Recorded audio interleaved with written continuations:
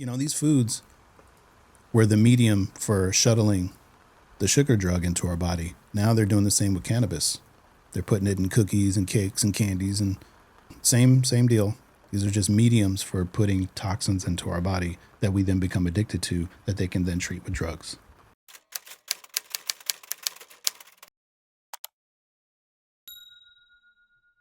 Today we're going to look at the truth about the carnivore diet, a medical review. So this article is said to have had a medical review.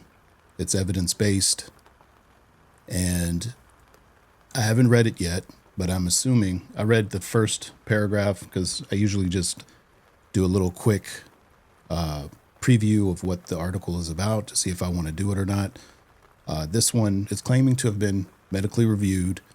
They claim it's evidence-based, and it's claiming that the alternative has controlled studies, whereas the carnivore diet does not, which is true. But there's a catch to that. Let's check it out. All you need to know about the carnivore all-meat diet.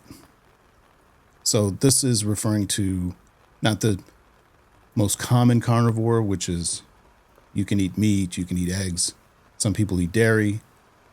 Some even say 70 to 80% of the diet as long as it's beef, and the others 30 to 20% is, chicken, lamb, goat. You can eat eggs, things like that. Most people, I think, probably include other animal products other than just meat, but this one is about meat only. So they start by saying no controlled studies support claims that the carnivore diet can help eliminate health issues. Well, the truth is there are no controlled studies to support any claims on anything related to human health.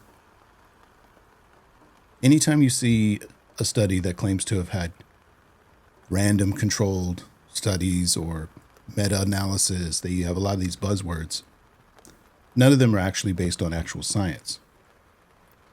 When they say controlled, they're not really controlled, and they're usually observational, but it's not really observational. These are just surveys that they give out to people. They say for example, they'll say to one group, you eat this, and then this group over here just continue eating the way you do, or you eat that. And then they follow up with them a year or two later, or sometimes more, sometimes even after a few days or a week, to get to ask, did you follow this diet or whatever. They complete a survey. And of course they take, a blood panel or whatever it is they're testing. They take that at the start, and then they take it again after, let's say, a year. They're going to do this study. They then take the blood panel again, and then they compare, and then they draw a conclusion. So, for example, there are a few studies out there trying to claim that saturated fat is bad. And so what they'll do is they'll take one group and have them eat meat, eat saturated fat, and then they'll have the other one just continue to eat what they normally eat, or maybe they don't eat saturated fat or meat, let's say beef. And then after a year, they follow up and they claim that they ate beef, or the other side will claim they didn't eat beef. And then they'll take their do a blood test, and they'll say, oh, look at these changes. This stuff went up, or whatever they come to whatever the conclusion is. And it's usually that saturated fat is bad, is what they try to show. But these are just surveys, and they don't take into account the genetic differences, other things people are doing in their life when they're eating beef. Like, for example, a lot of people who eat beef also some people tend to smoke, or they may not be as active, or they may be eating burgers and fries. As you know, mixing fat and sugar together with the burger and fries is very bad for you. So the sugar that goes with the meat makes the meat look bad, when it's actually the sugar in those meals that are bad. And so these are just epidemiological studies. They're surveys, and it's not science. Because in order for those studies to be science, you would have to lock people in rooms. They would have to all be genetically identical. They'd all have to be from the same geographic location. You'd have to have full control of what they put in their bodies. 24-hour surveillance under a camera, locked in rooms. And this is just not going to happen. It would never be allowed for some mad scientist to lock a bunch of people in a room for a year, controlling, every aspect of their life to try to get the results of a study. So knowing this, there is no scientific evidence to support any human health or nutrition claims. That's the only way you can claim cause and effect, is if it's a full-on scientifically done test or study using the scientific method, which is, again, 24-hour surveillance, complete control. And so by them saying no controlled studies support the claims, that is true. All the evidence for carnivore eliminating health issues is all anecdotal. The only anecdotal evidence that claims the carnivore diet helps eliminate issues, and let's say a controlled study showing that veganism is healthy for you, is that the vegan study or anecdotal evidence is controlled by a group of scientists or epidemiologists, which isn't really science. And then the other side that's supporting the carnivore diet is anecdotal evidence from the internet, from social media, or from family and friends. I personally take anecdotal evidence first from myself. That's the most important evidence, is how things happen for myself, and the anecdotal evidence of my family and friends. Another quick thing about this is that you and I are not in these studies. We're each unique.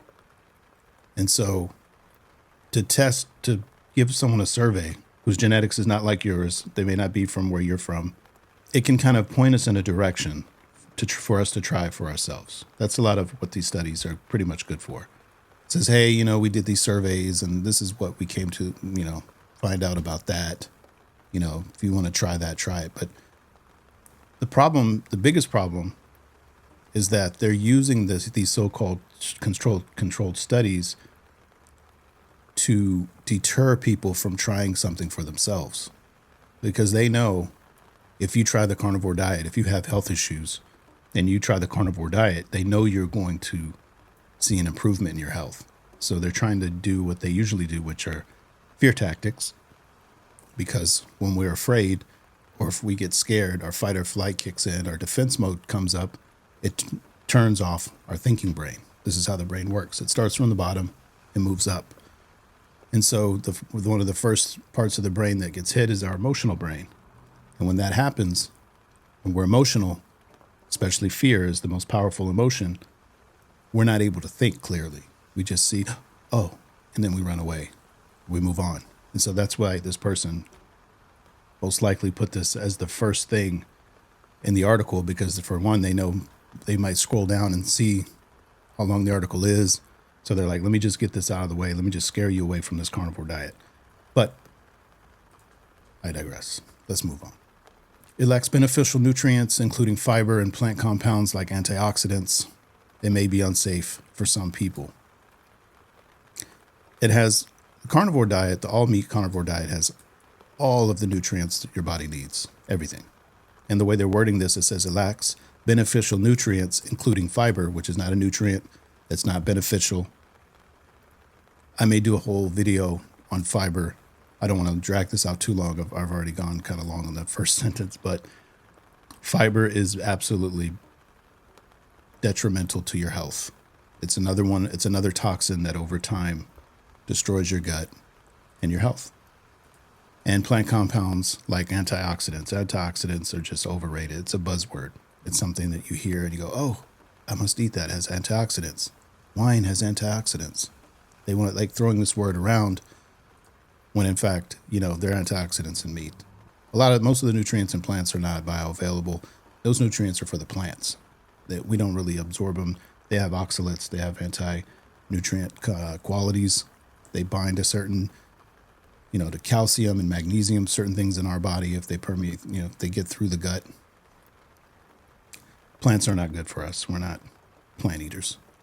So it may be unsafe for some people. And this is true. It can be unsafe for some people. If, for example, you're on medication and you want to do the carnivore diet, you need to work with your doctor, because medications are controlled doses of poison. They're chemicals that break certain alarms in our bodies. So we have symptoms which is for example, let's take high blood pressure. Or no, let's just use insulin therapy since diabetes is so popular. The food has broken the body.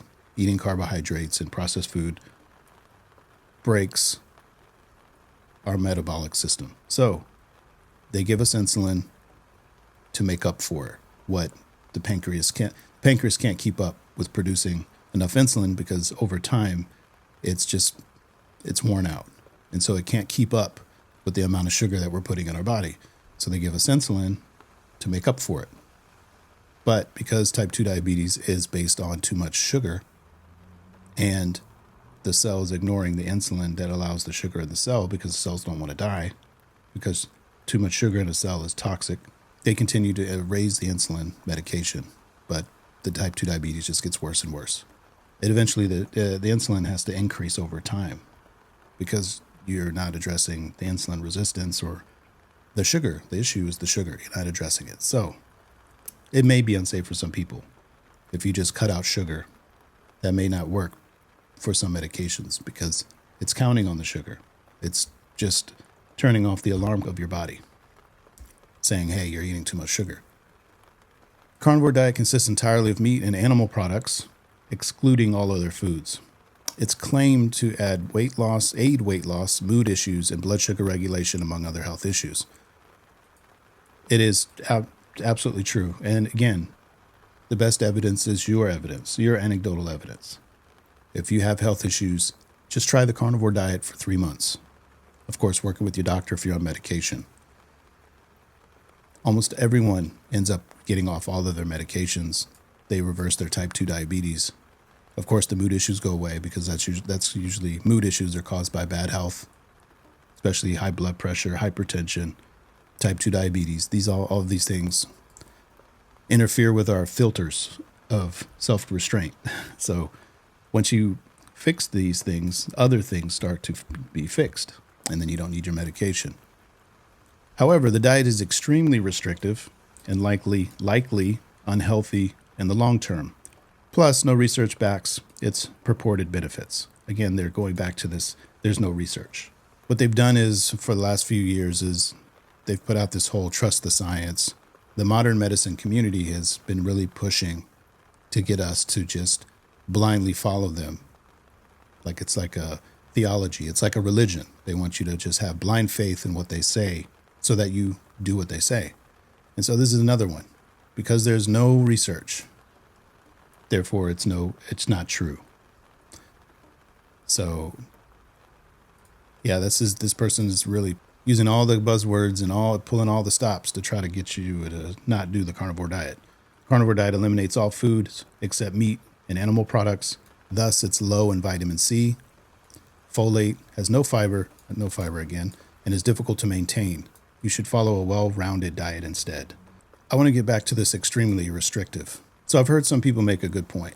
People, because we're so addicted to carbohydrates, and we have this overabundance of food, fake food, mostly. 75% of the food in the grocery store is not real food. It's all processed, made in a factory, not based on real food.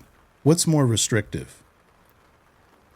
Eating animal products, for which there are all types of recipes, and improving your health, optimizing your health as much as you possibly can, or being on medication, unable to run and play with your kids, tired all the time, moody, in pain.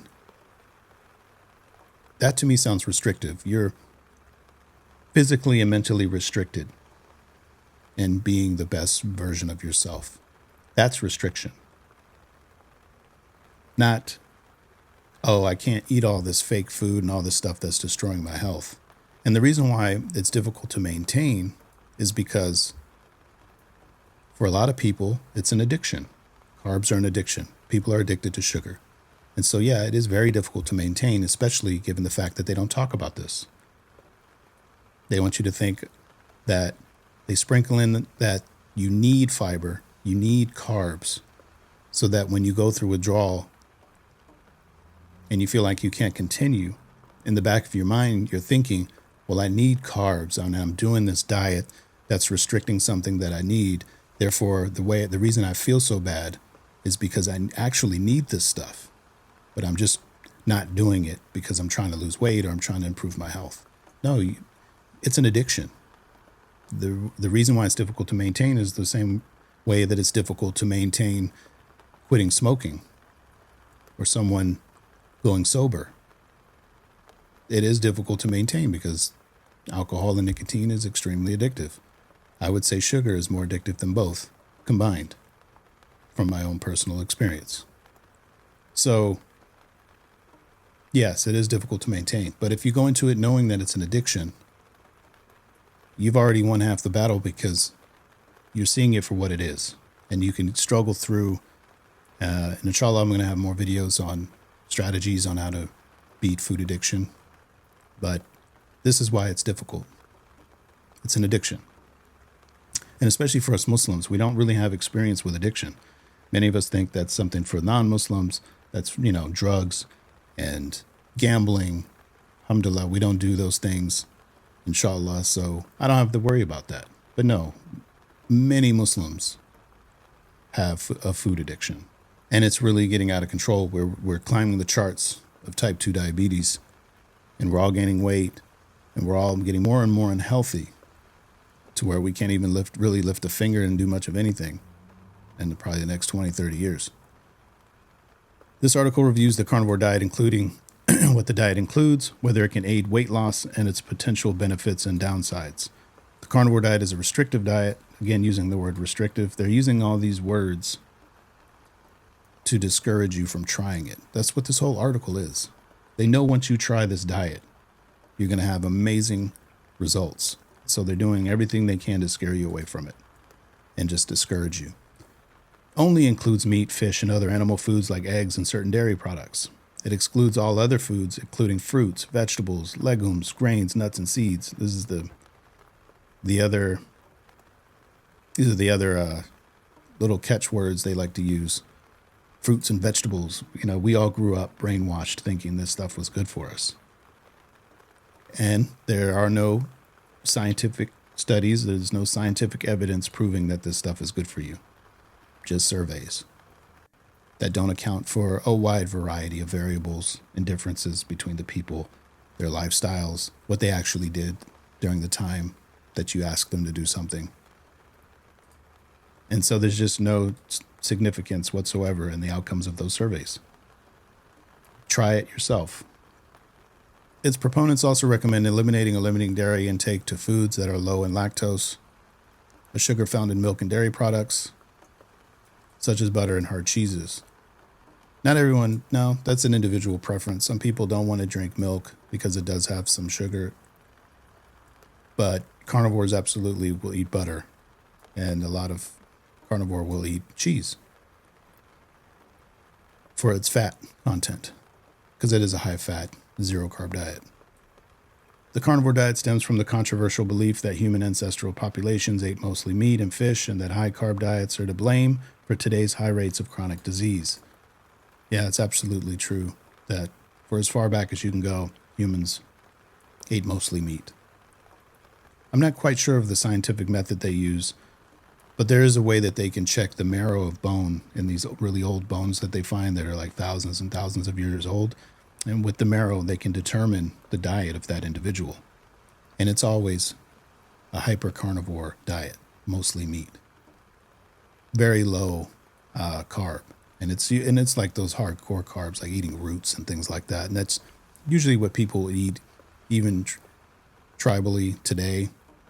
If they can't get a kill for the day to eat, they'll eat some type of roots or some type of carbs, some type of plant material just to put something in their stomach.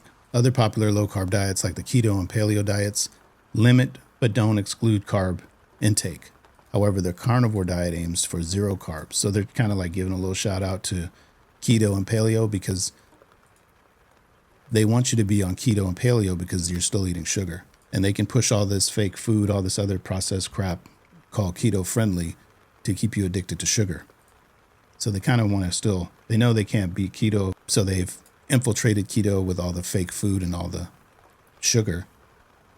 And with the net carb scam, And they just don't want you doing the carnivore because that's absolutely going to change your whole life. Sean Baker, an American orthopedic doctor, is the most well-known proponent of the carnivore diet. He cites testimonials from those who follow the carnivore diet as proof that it can treat depression, anxiety, arthritis, obesity, diabetes, and more. However, no controlled studies have analyzed the effects of the carnivore diet. Again, no studies, no human health or nutrition studies. And yeah, he does cite testimonials because that's what all studies are. They're all testimonials. And if you wanted to do one of these studies where you do the blood tests and you give them a survey and you follow up and do all that, that's millions. It costs millions of dollars to run those tests. And they know that. But you have to buy into that whole scam in the first place. But we're not doing that. We're trying it ourselves. It's changing our life. That's all the evidence we need. So basically, this is kind of funny. It's kind of ironic that they would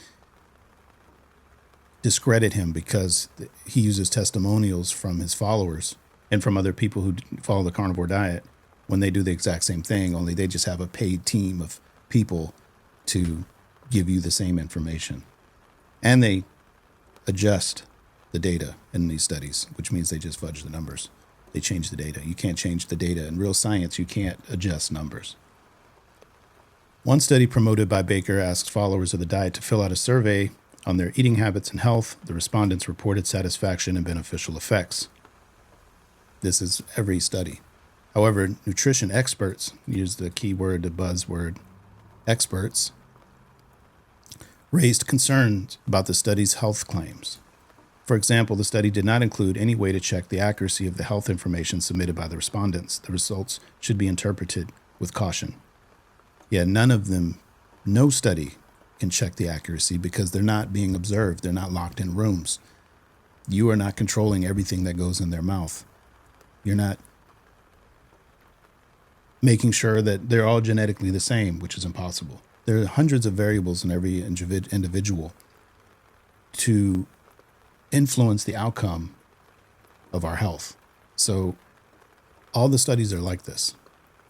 And so the results all studies should be interpreted with caution. But this is, again, they're trying to influence, they're using words like experts. They want you to blindly follow scientists. And what you really need to do, what we need to do, is just try these things for ourselves. But again, that's what they're trying to scare us away from. They want us to turn to them for everything related to health. It's a religion. It really is. And that's why it's so hard to get someone to change their diet, because it's a religion. When you're trying to take someone away from what their doctor's telling them, it's like getting them to change religions. What's more, the 2017 Baker's medical license was revoked by the New Mexico Medical Board due to concerns about his competency. So here they're doing a character assassination. Baker's medical license was reinstated in 2019 with a requirement for direct supervision when practicing medicine. Yeah, it was reinstated because they couldn't prove that. And the reason they revoked was because he was pushing the carnivore diet.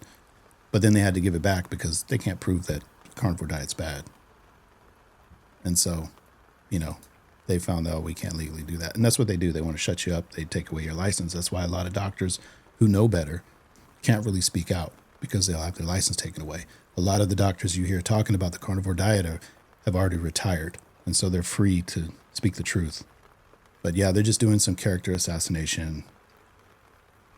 I mean, this is all, it seems obvious, I think, for some of us who live our lives looking for people who are trying to manipulate us and try to take advantage of us. So a lot of these, once we get accustomed to these words and these appealing to authority, saying he's a quack, but the experts say this, they want us, and we are trained, especially in the U.S., to follow these buzzwords. We only listen to people in lab coats or people with an initial before or after their name, which is also ironic because doctors don't know anything about nutrition or critical thinking. They're only taught and trained to diagnose a problem, identify symptoms, and then give you chemicals to treat the symptoms. Their whole thing is to treat for the rest of your life, treat you with chemicals. But they're not trained on how to prevent or cure illness. Let's see. We'll skip to the ad. Following the diet involves eliminating all plant foods from your diet and exclusively eating meat, fish, eggs, and small amounts of low lactose dairy products. Okay, we said that. Foods to eat include beef, chicken, pork. No pork for us, right? Lamb, turkey, organ meats. Organ meats aren't necessary. Don't recommend it. Salmon, sardines, white fish, and small amounts of heavy cream and hard cheese. Butter, lard, and bone marrow are also allowed. Yeah, these are all. I personally only eat beef mostly. Very rarely I eat chicken. Chicken has seed oils. All chickens are usually fed grain, like soy and corn. And because they only have one stomach, it doesn't get converted to omega-3. It's just they're just inundated with. They're just full of omega-6, and so when you eat them, we absorb it. And so it's not the same with cows. They have multiple stomachs, and so their body is able to convert a lot of the grass that they eat into omega-3. And if it's grass-fed, it's able to do it even more. It's even better. Well, obviously because they're not fed grain, so they have grass-fed has more omega-3 because they're just eating grass, whereas feedlot cows are fed grains, vegetables, the same type of thing. So even though it converts it, it's fine, but grass-fed has the lowest amount of omega-6. Proponents of the diet emphasize eating fatty cuts of meat to reach your daily energy needs, and organ meats such as liver to ensure intake of vitamins, low in other cuts of meat such as vitamin C. The amount of vitamin C that we need is extremely low. The only time you need to up your vitamin C is if you're eating carbohydrates. And the reason for this is that vitamin C competes with the same transporter into a cell as sugar. And sugar wins every time. So if you're eating carbs, your body's not properly absorbing vitamin C. But if you're on the carnivore diet, meat has vitamin C and it has all the vitamin C you need, and it absorbs and gets all that vitamin C because you're not eating sugar that's competing with it to get in the cell, the GLUT4 transport. So our bodies don't need vitamin C as much as people think we do. So this is very misleading. And a lot of people don't eat liver on the carnivore diet. They're saying that they just don't need it. I know there's some people out there pushing that you need it, but they usually sell supplements. They usually sell liver capsules or something. So there's that. The carnivore diet encourages drinking water and bone broth, but discourages drinking tea, coffee, and other drinks made from plants. You can drink coffee on carnivore. The reason why they kind of discourage it is because caffeine can bind to magnesium, and because you're getting just the amount of magnesium you need when eating meat, you could have some magnesium issues if you drink caffeine with the carnivore diet. So it's not really recommended. I drink coffee and I'm just fine. Carnivore diet plans may offer little guidance regarding calorie intake because calories don't apply in the human body. Serving sizes or how many meals or snacks. We don't want to eat snacks. Most proponents of the diet suggest eating as often as you desire. Yeah, because you're not eating sugar. Your body uses up everything that you put in it. It uses the meat. It uses the fat. There's no calories in the human body, so that's not an issue. And you can eat as much meat as you want because everything's getting used. Carbohydrates are strictly for energy. Your body uses it for energy or it stores it because it wants to get it out of the blood because it's toxic. Now, I'm not saying all glucose is toxic. You're just going beyond what your body needs, which it makes on its own. You don't need to eat it. But when you go beyond that, it's toxic. So you can eat as much fatty meat as you want. First of all, you're not going to eat that much because it's so satiating. You can't overeat meat. But that fat goes to your heart. It goes in helping your brain, other parts of your body. It's also used to convert it to ketones to use for energy. Your body absorbs the meat. That's why a lot of people on carnivore, they don't use the bathroom for like a week or two. And they're like, what is happening? That's because your body's using it. And if you're kind of getting constipated, which happens to some people, it just means you're not eating enough fat. So there's a trial and error in the beginning when you're doing carnivore. But once you find your sweet spot, sky's the limit. And yeah, that's why you can eat as often as you want. And there's no need for snacks because you're not hungry. Carnivore diet includes only animal products and excludes all other foods. They threw that in again. Specifically, someone on the carnivore diet can eat meat, which is beef, chicken, turkey, lamb, pork, etc. Of course, we don't eat pork, which is one other reason why I started this channel, because I wanted to be able to give health advice for Muslims, because a lot of what we hear for non-Muslims, and they mean well, and it's all good information, but a lot of times, they say things or recommend things that just don't line up with our unique lifestyle. Organ meats like liver, kidneys, sweetbread, that's a typo, tripe, heart, and brain. I personally just eat muscle meat. Fish, salmon, mackerel, sardines, crab, lobster, tilapia, herring, etc. I don't eat much fish. Not because of, they say, the microplastics or things like that. I just not a big fish fan. Once you start eating beef, fatty beef, man, everything else is just kind of like meh. Other animal products, eggs, lard, bone marrow, bone broth, etc. I personally don't do the bone broth. There are some halal options on Amazon. I've tried before it, where it's like pure bone broth, or you like scoop it with a spoon. It's like kind of thick, and you just mix it in some hot water or something like that, and it's pretty good, but it's kind of expensive. Eggs, I eat a ton of eggs. The eggs are a superfood. It's loaded with nutrients. Tryptophan being one that's super important. It's a precursor to making serotonin, which makes us feel good and content. A lot of us lack that because we're dopamine addicts, which downregulates serotonin. Low lactose dairy in small amounts.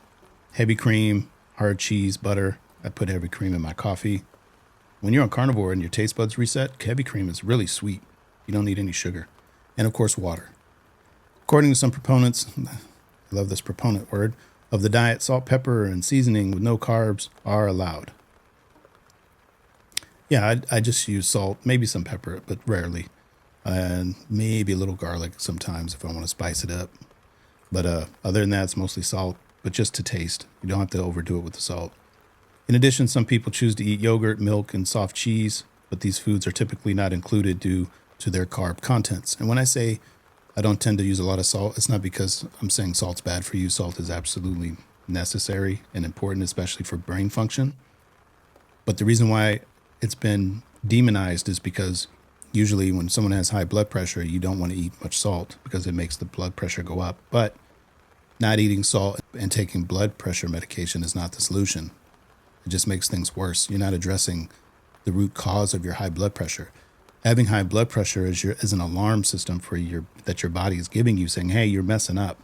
You're not doing something right. But instead of your doctor asking you, well, what do you eat? What are you eating? Are you exercising at all? Are you moving? Are you under any stress? Did you just walk up a flight of stairs to my office? None of these things are taken into consideration when they take your blood pressure. They just say, they're just trained to see, oh, blood pressure high. Let's try them if it's still high next time, or, maybe if they're trying to cut you some slack. If it doesn't go down, we're going to put you on a medication. And they don't have time. Even if a doctor means well, a lot of them do mean well, I'm sure. They just weren't trained to do this. They weren't trained to help you. They're trained to treat you. That's where the money is for those above them. So they don't have time. You can't just get on a computer and research why you might have high blood pressure. He needs to see you, treat you, get you out, and see the next patient. They're paid to see patients, not, I don't want to go too much into it. I don't want to be accused of being a CT, but this is the way it is. And you can ask any doctor, they'll tell you. They might sprinkle in some justification for it, but this is just what they do, and it's not their fault. So salt's not bad. Unless you have high blood pressure, which I recommend working with your doctor and doing the carnivore diet. Your blood pressure will go down because sugar is causing it. Or maybe another medication that's created high blood pressure as a new symptom. In addition, some people choose to eat yogurt, milk, soft cheese, but these foods are typically not included due to their carb contents. Now, some people eat a lot of cheese. The only time I'll cut back on some cheese is if I find that my fat loss is stalling, then I'll cut back on the cheese. But once a person's reached their goal in terms of body composition, they'll start eating cheese because you need to keep up the fat intake. You don't want it to keep taking from your body. You'll get, too skinny. You'll lose too much fat. Sick and tired of feeling sick and tired? Whether you're looking for, is this another ad? Well, we'll skip that. Sister brand. Okay, all foods that do not come from animals are excluded from the carnivore diet. Restricted foods include vegetables. Yeah, these are all contraindicated. These are bad for you. Sorry, I know we've been told that these things are good for you, but if you think about it, modern medicine, these food recommendations from the government or from these so-called experts, it's all a religion. You believe that broccoli and cauliflower and all this stuff is good for you because that's what you've been told your whole life. Children know it's not good for them. That's why they don't usually like it. Most kids don't like vegetables. They don't like broccoli and all these things because we innately know that we're not supposed to eat it. So if you think of other religions, it's the same way. We're all born Muslim, but parents can raise them as being something else. And it goes against their nature, and they have to kind of be convinced to believe in these other religions. And so, whereas Islam just comes natural, just believe one creator, unseen, all-powerful, neither male nor female, no kids, wasn't a kid, no end, no beginning. That fits the profile of, and it's unique. The creator is unique. There's nothing like the creator. Absolutely, absolutely unique. And so for most people, that agrees with the heart and the mind. It's like, yeah, that makes sense. So if you're feeling like triggered when you see or hear me saying things like, broccoli's bad, fruit is bad, apples, plus fruit today is not like it was 100 years ago. Like even fruits today aren't the same as they were 100 years ago. They have a lot more sugar now. They modified them to have more sugar. So yeah, just wanted to point that out. Anytime something kind of rubs you the wrong way, it's just because it's going against what we've been all taught our whole lives. High lactose dairy, milk, yogurt, soft cheese. Like I said, I eat yogurt. I love putting some yogurt on my steak. It's amazing. Legumes, beans, lentils, nuts and seeds. Yeah, these don't agree with most people. I know they try to say, oh, almonds are good for memory. And they try to put in these small little benefit things, these like placebo type things in there to take your mind and attention away from the harms of it, the oxalates and all the things that are in these that are harmful to your body. They just tell you the little bit of good, they leave out the big bad. Grains, rice, wheat, bread, it's all sugar. Alcohol, of course, this is the best. I think this is probably one of the coolest things about carnivore is that because you can't drink alcohol. So we're getting more and more people getting off of alcohol. I think that's great. Sugars, which is another drug, table sugar, maple syrup, brown sugar, blah, blah, blah. They try to, say brown sugar is healthy, raw sugar is healthy.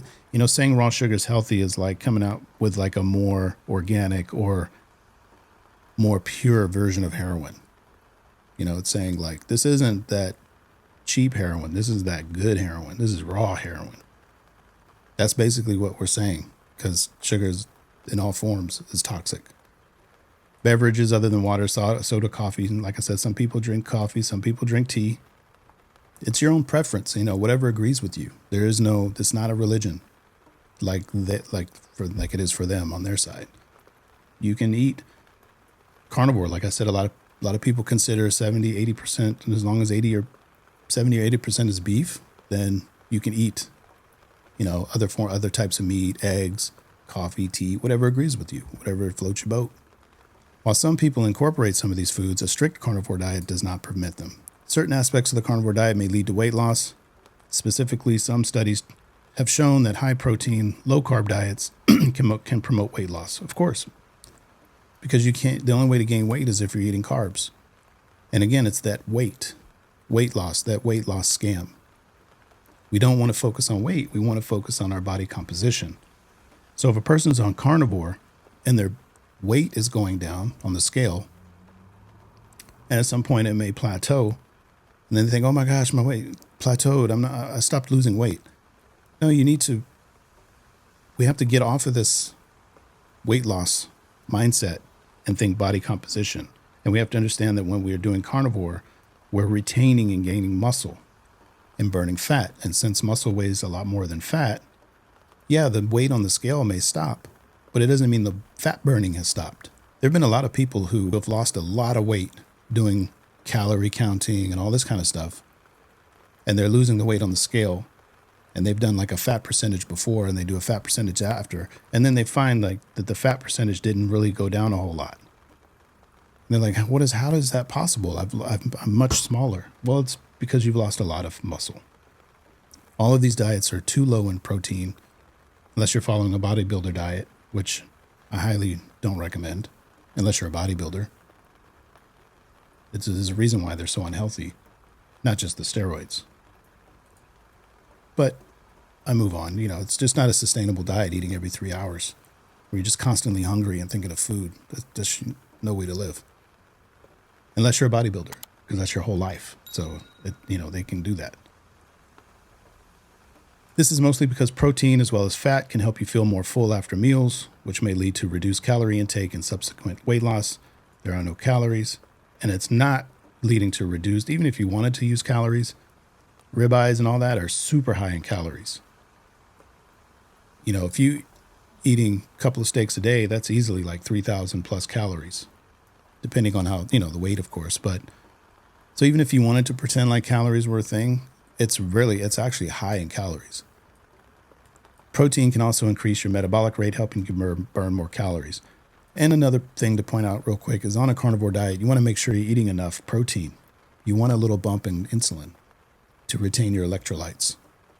Reason a lot of people tried to push, if you eat too much protein, it'll kick you out of ketosis. Well, you want to do that. You don't want to be in ketosis long term. That's not healthy. You want little bumps in your insulin from protein to help you retain electrolytes. Or you can get the heart palpitations and all that stuff if you do long-term ketosis. So we don't want to do that. But a lot of people were pushing that. Oh my gosh, too much protein will kick you out of ketosis, because they're pushing electrolyte supplements. Maybe they're sponsored by Redmond Salt, something. There's usually some financial reason why they're pushing what they're pushing. But you do want to eat a great deal of protein in one sitting. Not even so much over a whole day, but even in just one sitting, you want to get a significant amount of protein in, like I think 45, 50 grams or more. And they also throw out that too much protein, it won't be utilized, all that, because they want to try to keep you on the low protein, because then on the scale, your weight will go down. You'll start losing some muscle, and they can push their electrolyte powders and all this type of stuff. So eat all the protein you want. The higher in a sitting, the better. Those who ate high protein diets with 0.4 to 0.6 grams of protein per pound of body weight per day lost significantly more weight and fat mass than those who ate 0.2 and 0.4 grams of protein per pound of body weight per day. Yeah, I recommend the absolute minimum you want to do is 0.7 grams of protein per pound of body weight. Ideally, it can be 1 or even 1.5 grams per pound of body weight. It just depends on the person. But you do want to eat enough, again, to get that little bump in insulin to retain electrolytes, so you don't have heart palpitations and you're not tired, things like that. Other studies show similar results, suggesting that increasing protein and dietary fat intake may lead to weight loss and help reduce the amount of weight regained over time. The best part of it is that it changes your body composition. Muscle, lower fat. However, you don't need to cut all carbs from your diet to see results. Other more well-studied diets, saying they're using their gaslighting again, like the keto diet and low-carb diet, have been shown to decrease weight gain. In the keto diet, high-fat foods replace carbs as an energy source and contribute to both satiety and weight loss. That's why they push the keto diet over the carnivore diet, because you can still be manipulated with the keto diet. They can still keep your sugar addiction going. Plus, the highly restrictive nature of the carnivore diet makes it difficult to follow long term. Yeah, they tried to say that before. And the reason why it's difficult is because most of us have a carb addiction. But they're not mentioning that here so far. Due to the limited research of the carnivore diet, again, trying to put it down, it's difficult to state the diet's benefits. No, it's not. Just ask anyone who's been on the carnivore diet for more than 3 months or even a month, and they'll tell you. But, that's anecdotal. That's not, we can't. No, and the reason we feel that is because there's no one wearing a lab coat behind them saying, I approve. We need to get away from this mindset. Again, doctors are not trained on this. They're not trained on health and nutrition. They're not trained on helping us. They're trained on treating us and just giving us a prescription. Period. So I'm not dogging doctors, just saying they're dumb people. I'm saying they're just not trained in this. They're not. And so there are a lot of doctors now, alhamdulillah, that are coming forward and they're saying, hey, I went back to my textbooks from college, from medical school, and this just doesn't line up what we're telling people to do. Because, I mean, it's MD to me stands for a memory degree or a memorization degree. They memorize tons of information. Doctors, no doubt, have a really good memory. But in terms of critical thinking and helping people, not so much. And it's not their fault. It's the higher-ups. It's the other companies that go along with the food companies in that administration. For instance, since the carnivore diet excludes carbs, it eliminates cookies, cakes, candies, sodas, pastries, and similar high-carb foods. Oh, no. What would we ever do without those other than take medication and gain weight and feel miserable and have highs and lows? All of these things for years and centuries, for as long as we can remember, for so long. These foods were the medium for shuttling the sugar drug into our body. Now they're doing the same with cannabis. They're putting it in cookies and cakes and candies and, same deal. These are just mediums for putting toxins into our body that we then become addicted to, that they can then treat with drugs. It's a whole very profitable setup. These foods are low in beneficial nutrients and often high in calories. Calories are not a thing. Thus, they should be limited in a healthy, balanced diet. So, again, they're not saying don't eat this crap. They're saying we want you to eat it in a limited moderation. I always say, this everything in moderation is I'm convinced it was created by Shaitan. Because Shaitan knows our nature a lot. Shaitan knows our inclinations. He knows how weak we are when it comes to dopamine and how susceptible a lot of us are to addiction, because so many of us have been traumatized in our childhood or even through different events in our life. And so we turn to certain things to distract us and to take us away from the pain that we feel. And he knows that. Shaitan knows that. So this person, knowing or not knowing, is helping Shaitan and telling people, eat this stuff in moderation, because they know you're not going to be able to. Most of us cannot. There's a few people that can probably do that. Some people don't even like cookies and cakes. That's just amazing. If you don't like cookies and cakes, I don't think my kids like cookies and cakes. I love cookies and cakes. And so, it's it's there for most of us just to say, eat this in a limited and a healthy, balanced diet. That's another catchphrase to say that carnivore is not balanced. It's very balanced. Carnivore is a balanced diet. It has everything you need and lacks everything you don't need. High sugar foods can also be problematic for people with diabetes, as they can spike blood sugar levels. It says it can also be problematic. No, diet sugar is the problem. That's what type 2 diabetes is, a high sugar problem, period. You don't just get it overnight. You don't just wake up with type 2 diabetes. You're not just eating all healthy one day and then the next day, oh, I caught type 2 diabetes. Where did I catch that? Oh, wait, I was at Disneyland and this fat kid was standing next to me. He gave me type 2 diabetes. No, it doesn't work like that. You earn type 2 diabetes.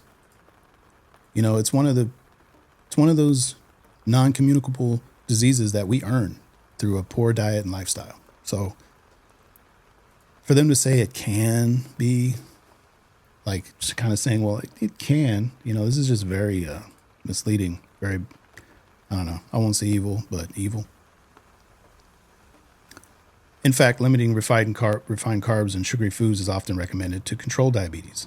If you eliminate it, the diabetes will go away. But they want you to limit it, do it in moderation so that you can stay on diabetes and the ADA can remain relevant. Due to the removal of highly processed carbohydrates in the carnivore diet, you might see some early benefits such as improved blood sugar, reduced belly fat, and improved cardiovascular health. Whether these benefits are lasting, however, is less clear. It's very clear. Just ask anyone who's been doing carnivore long term and they'll tell you, yep, nope. Blood pressure is still good, belly fat's still gone, cardiovascular health still getting better, diabetes is still gone.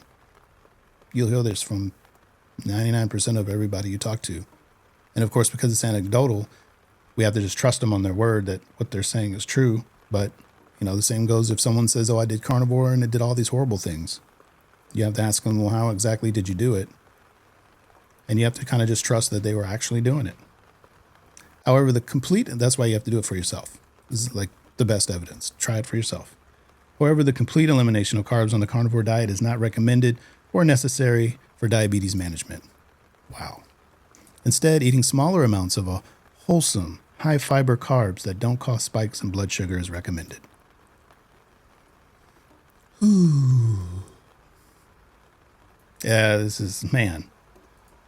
wow, this is about the worst paragraph I've read in this so far. They're basically promoting diabetes for people.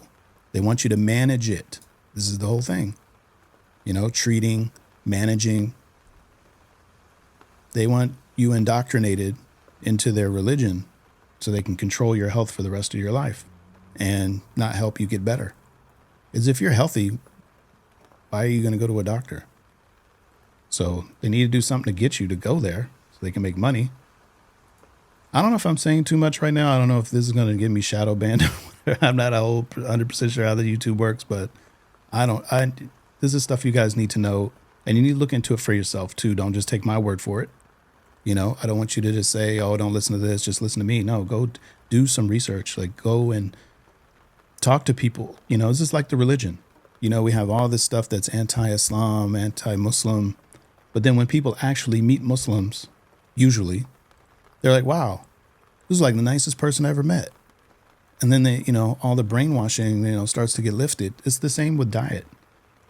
Like, actually go and meet and talk to people who've been doing carnivore for a long time. And you'll start to see a common theme of how the health was turned around, how they're off all their meds. And then you can try it for yourself. Again, it may not be easy because you may have a carb addiction, but I'm going to do videos on how, and there's other videos too. You don't have to just watch my videos. Just go and find ways of dealing with food addiction. This is how you have to approach it. Due to its highly restricted nature and complete elimination of the majority of food groups, there are many downsides. Oh, okay, let's see. High in fat, cholesterol, and sodium.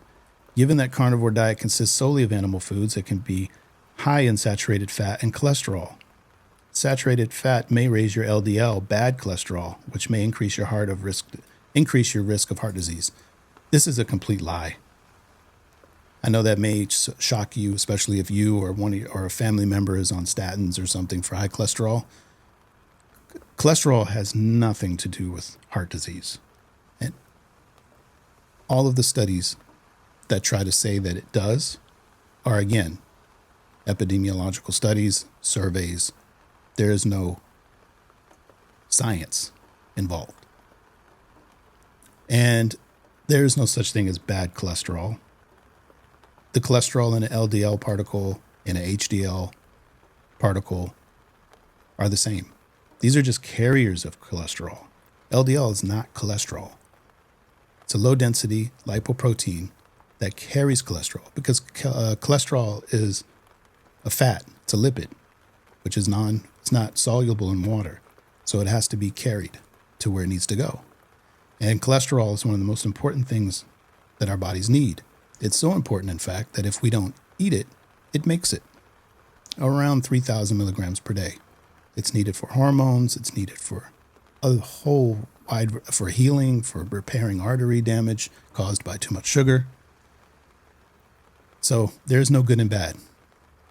And saturated fat is the healthiest fat you can eat. And even in animal meats, there are polyunsaturated and monounsaturated, but it's in proportion to what we need in a correct ratio to saturated fat. So this is just all misinformation. However, recent studies have shown that the link between saturated fat intake and heart disease risk may not be as strong as previously believed.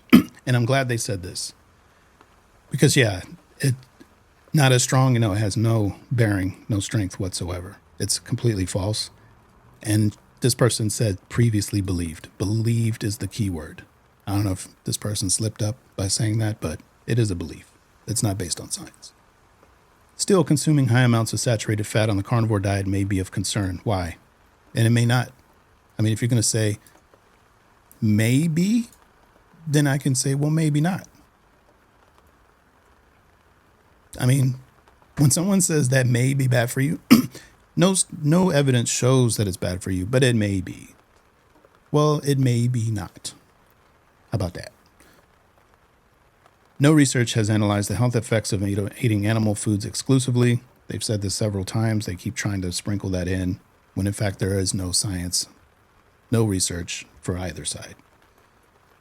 Therefore, the effects of consuming such high levels of fat and cholesterol are unknown. No, it's known. There are people who've been on carnivore for decades. Holly Berry's been on the keto diet, healthy keto, for like 30 years. She's type 1 diabetic. And don't look at her, fitna, but she does not look her age. And people are like, how do you do it? She's like, and she'll tell people I've been doing keto for 30 years. And they're like, oh, anyway, moving on. How about that next movie? They don't want to hear that. But, yeah, effects of eating animal foods exclusively, all this stuff. Yeah, no, there are no scientific studies for eating it or not eating it. You just have to try it for yourself. Moreover, some processed meats, especially bacon and breakfast meats, also contain high amounts of sodium. Again, sodium is only bad if you have high blood pressure or hypertension. But once you get that fixed with the carnivore diet, you don't have to worry about it. And of course, we don't eat pork bacon. Beef bacon is great. In fact, there's I won't say the brand name just because, I don't know how that'll affect the video, but there are halal beef bacon options out there that are very fatty, like original bacon. I mean, I used to eat pork bacon before Islam, but it tastes very similar, but similar in the taste, like the texture and things. Of course, it's not like pork that is basically identical to human meat, but, alhamdulillah, we don't eat that. But it is high in sodium, so it's great. You don't really have to add salt too much to your eggs or anything. You just eat the bacon, the beef bacon. But again, they're trying to demonize sodium. Eating a lot of these foods on the carnivore diet can lead to excessive sodium intake, which has been linked to an increased risk of high blood pressure, kidney disease, and other negative health outcomes. Yeah, if you eat a lot of salt with a lot of carbs, you can get high blood pressure. This, again, is sugar vilifying things that are necessary to us and healthy for us. Saturated fat is very healthy and necessary, but when you pair it with sugar, that combo is bad. But they don't look at the sugar, they look at the meat. When you pair sugar with salt, and that combo causes problems, they vilify the salt when it's the sugar. What else they say? Still, however, reasons to show the link between still consuming high amounts of saturated fat on carnivore diet may be of concern. No research has analyzed. Okay, I already read that. Eating a lot of these foods on the carnivore diet, excessive sodium intake. Yeah, that only causes high blood pressure and kidney and all that if you're eating it with carbs. Red and processed meat intake has also been linked to higher rates of certain types of cancer, including colon and rectal cancer. Not true. It's all sugar. And they're just now, they don't even, and you know what?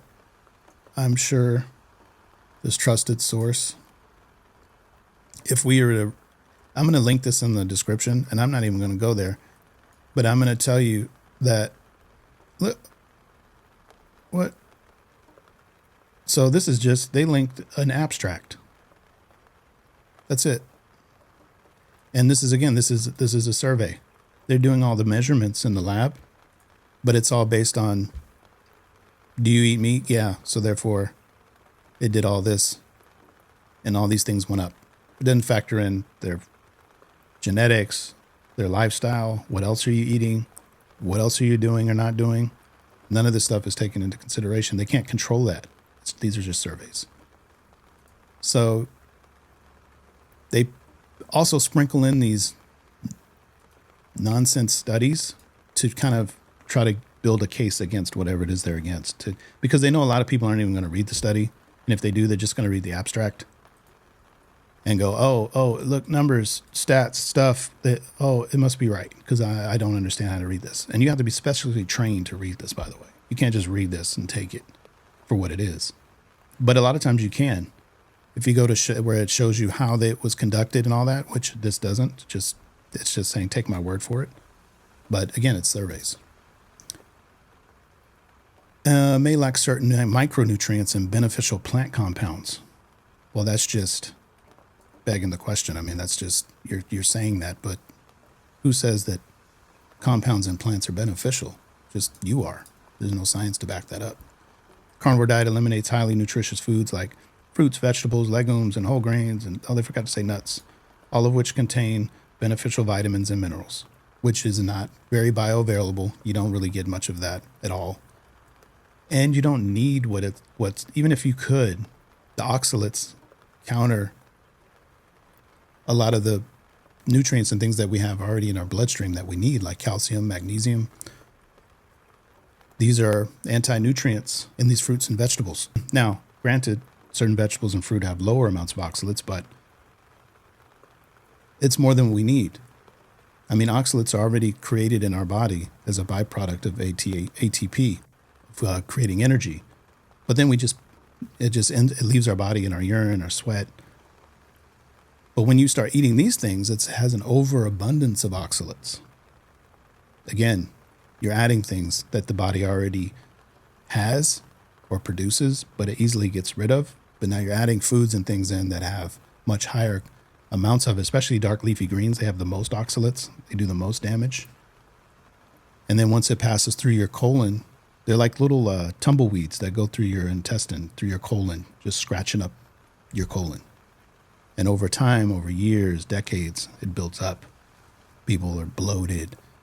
They have indigestion, acid reflux, all these things, headaches, because oxalates can go all throughout the body.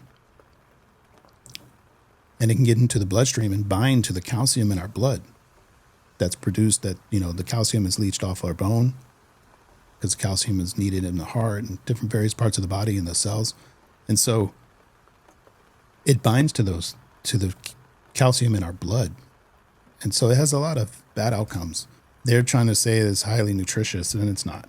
While meat is nutritious and provides many micronutrients, it should not be the only part of your diet. Following a restrictive diet, like the carnivore diet, may lead to deficiencies in some nutrients and the overconsumption of others. What's more, diets that are rich in plant-based foods have been shown associated with lower risk of certain long-term conditions like heart disease, certain cancers, Alzheimer's, and type 2 diabetes. Not true. Again, none of these are science. This is not only due to the high vitamin, fiber, and mineral contents of plant foods, just words, and words, buzzwords. That's all this is, to reinforce what we've been raised to believe. They're just reinforcing it. They're in preacher mode, so to speak. But also they're beneficial plant compounds and antioxidants. There's the antioxidants again. Carnivore diet does not contain these compounds and has not been associated with any long-term health benefits. I mean, she even said in the beginning that Sean Baker, and on the internet in general, there are hundreds of thousands, if not millions, of testimonials saying how carnivore has completely turned their health around. But now they're saying this carnivore diet has not been associated with any long-term health benefits. Even though there are a lot of carnivore that have been doing carnivore for decades. I think the one I've seen the most is there's a woman, I forgot her name. She's been doing carnivore like 60-some years. She's been living on her farm her whole life. She does not look her age. Then don't go searching for that. Does not provide fiber. Again, fiber, bad, non-essential, passes right through you, does nothing. The little bit of fermentation that it does to feed certain gut bacteria, you can get that. That gut bacteria can still get those benefits from ketones on a carnivore diet. They're taking that one little benefit of fiber and not talking about the huge problems of fiber and what it does to your colon. while not saying that. She probably won't even mention in here that the carnivore diet provides the same benefit, but without all the harm. It's kind of like alcohol. They say wine has benefit. Well, the benefit does not come close to the harm of wine or alcohol in general. Same thing here when it comes to food. The little things they point out, they leave out all the harm. That's why I say a lot of, especially sugar and all that, should be haram. Unfortunately, a lot of scholars aren't aware of this information. They kind of just go along with Western medicine and modern medicine. I'm sure cigarettes weren't haram until it was medically established that this is killing people.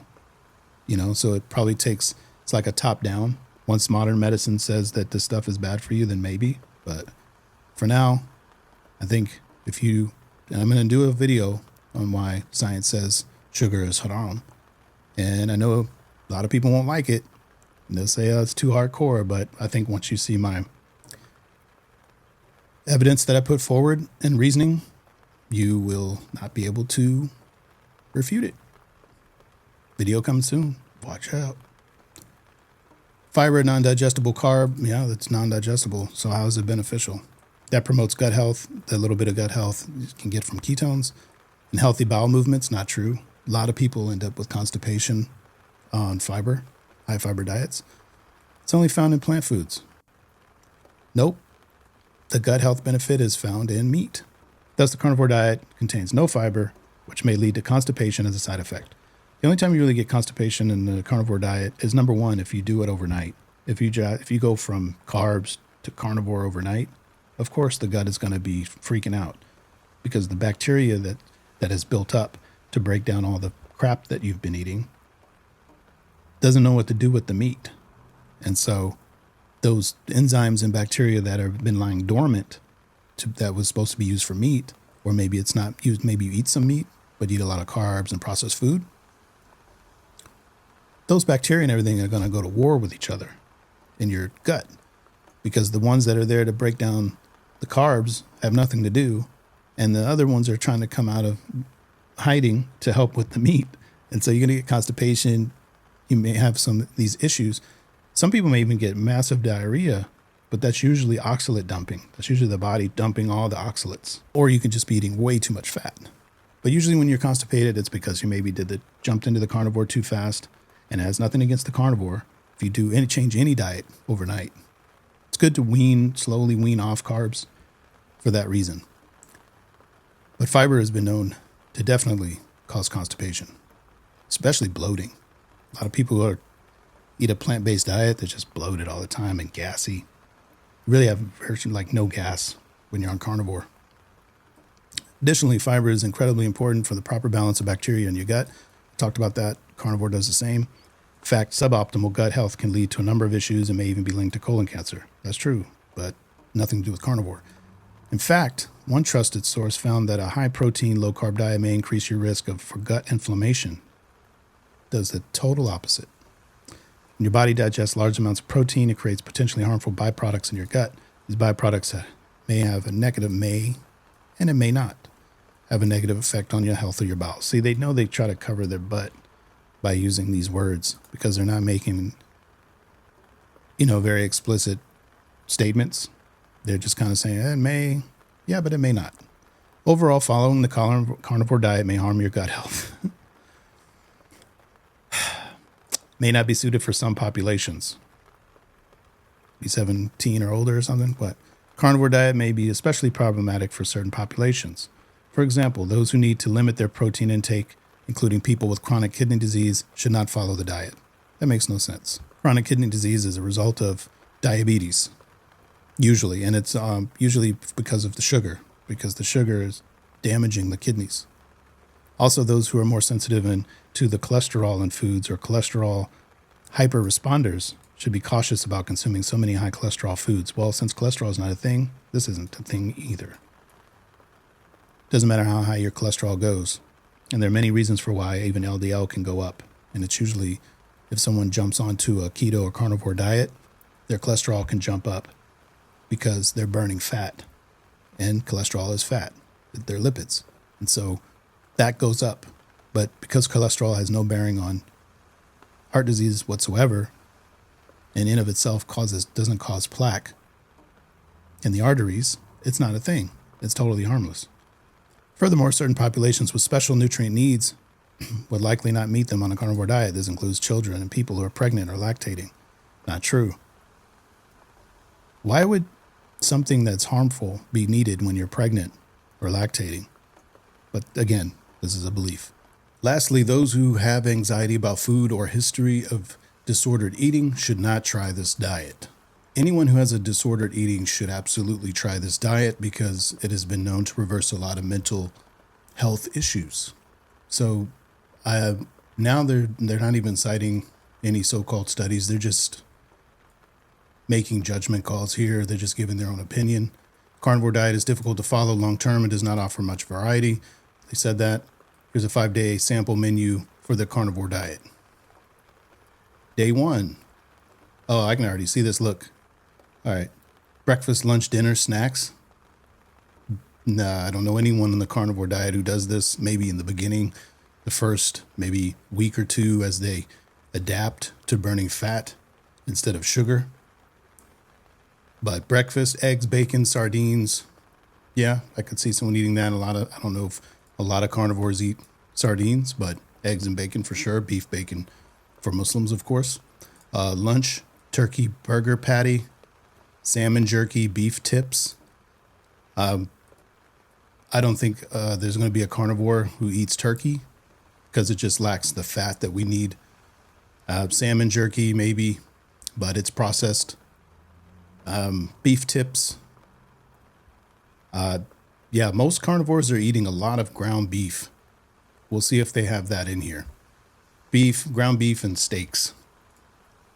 Dinner, filet mignon, crab, chicken liver. Wow, this is terrible. I think maybe AI made up these meals for the person who wrote this article. I mean, they could have at least asked a carnivore, what do you guys eat? Or what do you eat? I don't know where this person's getting this information. And then we don't snack at all because you're not hungry. I eat at maybe 11 o'clock, 12 o'clock, and then I'm not hungry again until 7. And then I eat maybe twice a day, sometimes a meal and a half. But yeah, no snacking during carnivore because you're not hungry. Your body's using either the fat that you've eaten or it's using your body fat. Day 2, breakfast, shrimp, eggs, and a small glass of heavy cream. So this is interesting because they're assuming that every day it has to be something different. A lot of carnivores, like I said, it's a very simple diet or lifestyle, I should say. It's not a diet. It's just the way we're supposed to eat. A lot of people eat the same thing every day, and it's no problem because it tastes so good. Because once you get on the carnivore diet, your taste buds reset. The fat is delicious. I mean, just face it. I mean, a lot of people just really like the fat on a steak or a fatty burger that's juicy. It just tastes amazing. At first, it may not because your taste buds in your brain are craving the sugar. The sugar is a lot more, because it's processed and fake. It's overkill on the taste buds. So you're kind of raising the bar. It's kind of like someone used to drinking soda all the time, and now you're telling them just to drink water.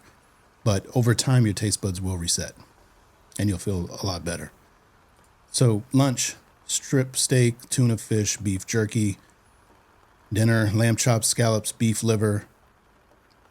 Lamb chops and scallops. Wow, that's very random. And then again, no snacks. Day 3, breakfast, eggs, salmon, turkey sausage. Not a lot of people will eat actual sausage.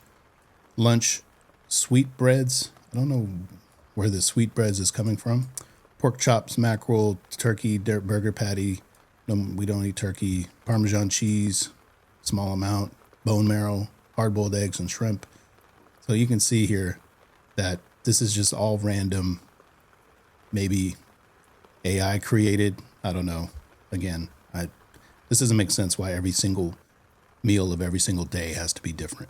And then so I guess they're trying to push the variety here, but this is just, can you imagine? This is like takes 2 refrigerators to hold all this stuff because every single thing is different.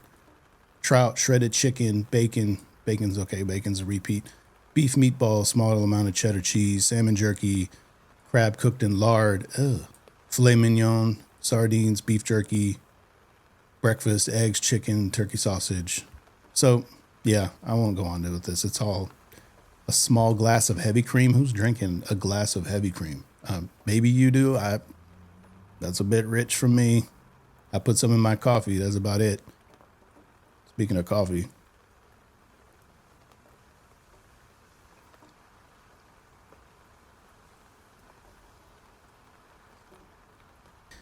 Carnivore diet is extremely restrictive. Again, just trying to scare you. Consisting entirely of meat, fish, eggs, and small amounts of low lactose dairy. Now, this was supposed to be a meat only, but they're, mentioning eggs here. So at least they accidentally threw in more variety than they wish to have talked about in this article. It said to aid weight loss and several health issues, but no reliable research backs these claims. What's more, it's high in fat, which is great, saturated fat especially. Contains no fiber, which is good. Fiber is bad for you. Or beneficial plant compounds. This is a value statement or an opinion because there's nothing beneficial about plants unless you're starving, unless you have no choice. Then yeah, you eat plants or carbs, roots, whatever you can find to survive. But abundance is why we're sick in the West and all it's spreading across the world. But abundance of all these foods is why we're sick, why people are obese, non-alcoholic fatty liver disease, type 2 diabetes. This is all because of this variety that they're bragging about. And is difficult to maintain long term, yes, especially if you're addicted to carbs. A lot of people, it's not difficult. They have no problem. They do carnivore from day one and they're off to the races. But for those of us, myself included, who are addicted to carbs, it's very difficult. But again, if you approach it as an addiction, you can get through it. Overall, the carnivore diet is unnecessarily restrictive. Eating a balanced diet, which is an opinion, with a variety of healthy foods is more sustainable and will likely afford you more health benefits. And we know this isn't true because everyone's sick. The SAD diet makes you sick. SAD makes you sick and sad. The standard American diet will make you sad. So what we've seen here is an opinion piece trying to tout all the buzzwords for so-called studies, these surveys that they take of people after a year, 2 years, sometimes a lot of times even after a week, 2 weeks. This is no scientific evidence for long-term cause and effect. It just isn't. That's just not science. And they use a lot of gaslighting, a lot of buzzwords. The modern medicine model is falling apart. This is something that was established in the 19th century. If you're someone that wants to, if you're contradicting that whole model, you're called a quack. But fortunately, there's still real food available. And the key is to not try to have someone persuade you one way or the other. It's just try it for yourself. And this is why they're putting out all those fear and gaslighting and character assassinating Sean Baker. They try to use their words. As Allah says in the Quran, they will try to use their words to put out the light of Allah. And they'll use their words to try to do it, but they'll never will. And Islam will become the dominating religion. It applies as well in nutrition because truth is truth. And all falsehood has to go on is insults, anger, and then eventually in the gaslighting, and then it eventually turns to violence. So may Allah make it easy for all of us and really try to put in the effort to find out what's beneficial for you and give it a try. And if you're on medication, try to work with your doctor before switching to carnivore because like I said, medications break things in your body. They turn off the alarm systems in our body, but it doesn't address the issue. And so if you're addressing the issue and you're still taking medication, it could be harmful. So work with your doctor. And as I always say, if your doctor's not willing to work with you, fire him, get a new one. There are a lot of doctors out there that are pushing the truth. And so we don't want to just blindly follow what our doctors say. Just the same way we don't want to do that in the Dean. We don't want to, trust the science, because that is not what science is. If someone puts forth a hypothesis or something, it's a job of other scientists to try to prove it wrong. Same in the Dean. If some imam says, hey, yeah, you can buy a house on interest. If you're really uncomfortable at a party, you can have some drinks. And then you're like, wait, that doesn't sound right. And you're like, hey, trust the fatwa. Trust the fatwa. We don't do that in the Dean. So we don't want to do that with our health either. They have a lot of overlap. There's a lot of similarities between how people follow their diet or eating lifestyle and religion. Because like I said, modern medicine is a religion. Inshallah, this has been beneficial, and I hope that if you're having some health issues, or, if you just even don't feel your best, if you feel tired when you wake up in the morning, which is not normal, by the way, even if you drink coffee, it shouldn't be hard to get out of bed. And so I hope that you would try the carnivore diet. So inshallah, please share this. We don't know how the algorithm is going to treat my videos. Just please, share with brothers and sisters, people that you know. I know this may sound different and new, but please just try the carnivore diet. And I'll have a video coming up. Actually, my next video is going to be on why it is that we can't stop eating carbs. And I'm going to go over and explain the cycle of addiction. So to, inshallah, give you the tools that you need to wean off carbs and try and do the carnivore diet. So inshallah, next time, may Allah reward you for being curious, and keep tying your camel. Assalamu alaikum.